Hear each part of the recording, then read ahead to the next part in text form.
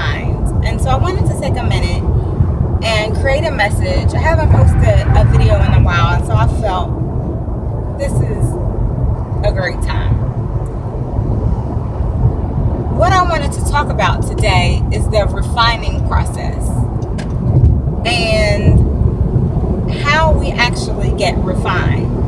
You know, we've talked about regrouping for change and what it takes in order to see the success that you want and to accomplish the things that you so desire to accomplish. But a part of that process, and maybe I shouldn't even say the word, but a part of that regrouping for change process is refinement. And knowing who you are and what you stand for and what it is that you truly desire is all a part of the process of change. And it's a refinement because I'm pretty sure at some point you thought about who you were and what you wanted. Think back to your high school days. When you were graduating from high school, if you applied to college, you had to write a personal statement. And so you thought through some of that process then. As you were looking for jobs and interviewing whether you went to college or not, I'm sure you're gainfully employed somewhere doing something, no matter how much you make per hour. You had to interview for a position. And in that interview process, there are some things that you naturally have to think about. You have to think about what it is that you want so you know where you are applying to. You also have to know what it is that you can offer. Because the job process, the interview process, isn't just about what an employer can offer you in terms of salary and benefits and experience, but it's what can you offer the employer. And so why does an employer want to choose you over me? And if you've properly prepared for that interview or that personal statement, you've had to sit back and think through, what is it that's special about me? What's dynamic about me? And so I suggest to you that that's a part of the refinement process. And so over time, as we develop skills, as we have more experiences, as we increase and enhance who we are, we begin to refine ourselves and we reshape and we redefine who we are and the things that are important to us. And in a lot of situations, that's not an easy process. I mean, think about it. Think of some of the reasons why you would refine yourself. You'd refine yourself because you've been stuck at a dead-end job and it's time for something different. And so you have to reshape and reprioritize the things that matter to you so you can get out of the slump and get a new rewarding position. But what about that relationship that just beats you down mentally, maybe even physically? And there was so much going on, and there were times in your life where you thought, wait a minute, who am I? Where you felt like you lost yourself in that relationship or in that marriage. You no longer knew who you were and what you stood for, because everything that you were doing, you realized was for your mate or even for your children. And so at some point you wanted to redefine who you were as an individual. Think about the family situations that you've been in, and maybe you were the oldest child and you were responsible for helping to take care of your younger siblings. And so most of your childhood was spent caring for and nurturing others, and very little time did you get to spend thinking about yourself. And so then you were tossed into a work environment where, again, you were focused on the security of a position and getting paid so you can continue to take care of yourself and maybe even still your younger siblings, but you never really thought about what mattered to you. Or maybe you were the baby sibling and automatically had expectations placed on you because of the trends and results of your older siblings, because of their successes and or their failures. Maybe there were just certain things that were prescribed for your life that you didn't personally prescribe, but that were just put on you, expectations that you were trying to meet based on somebody else's standards. And so again, we get into these places and these processes where we begin to have to redefine, and rethink of who are we and what do we stand for. And sometimes, a lot of times, what happens is there's a lot of discomfort. And so I just wanted to come and share that with you today, that there are going to be times where refinement comes in a place, at a moment, at a time of true discomfort.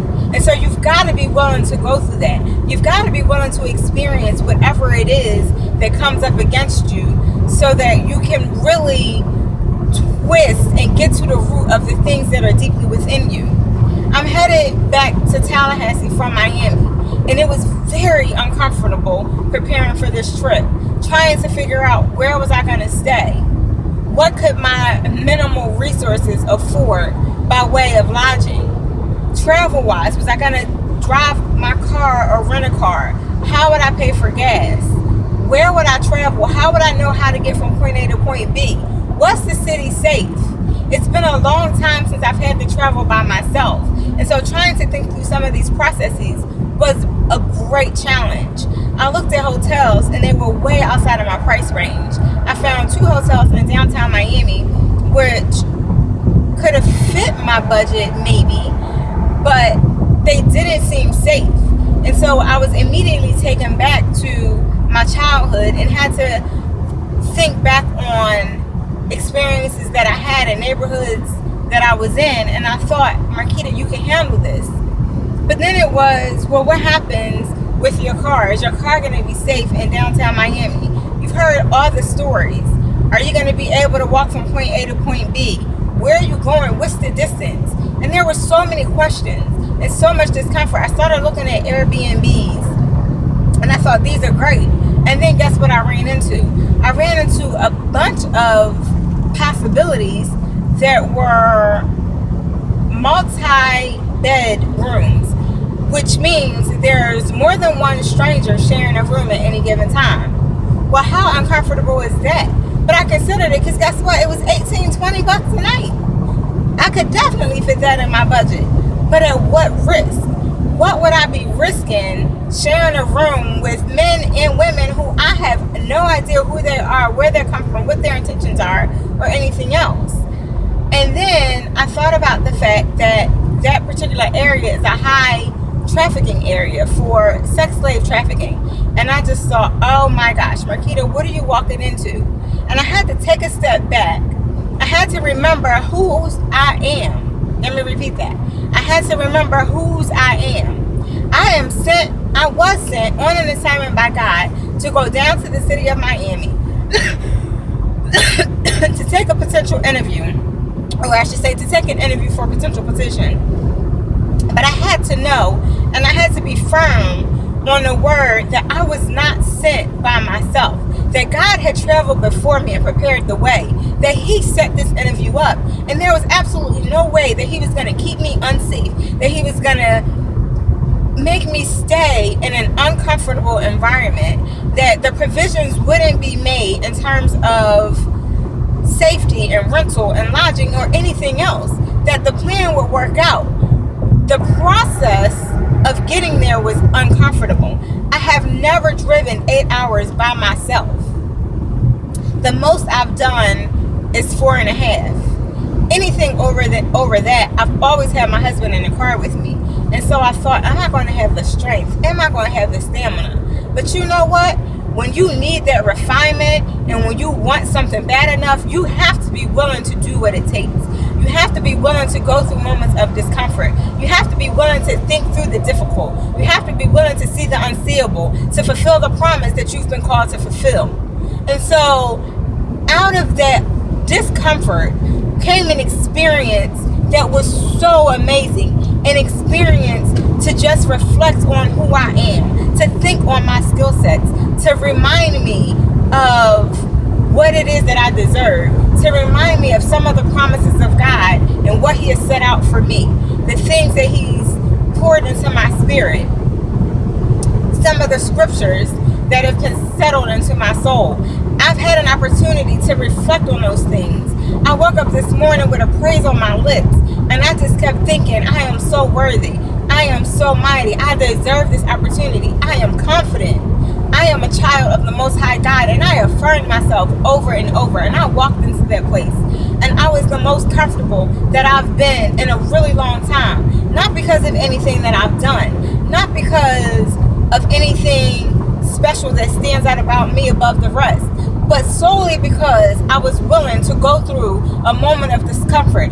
I was willing to step out of my comfort zone to do something that I've never ever done in order to get something that I really, really want. And so my question for you today is, what are you willing to do to get the things that you want? My challenge to you today is to be willing to go through the refinement process, understanding that a part of refinement is going to be moments of discomfort. So are you willing to be uncomfortable in order to truly be refined? Think on that and drop a note below and let us know what you think.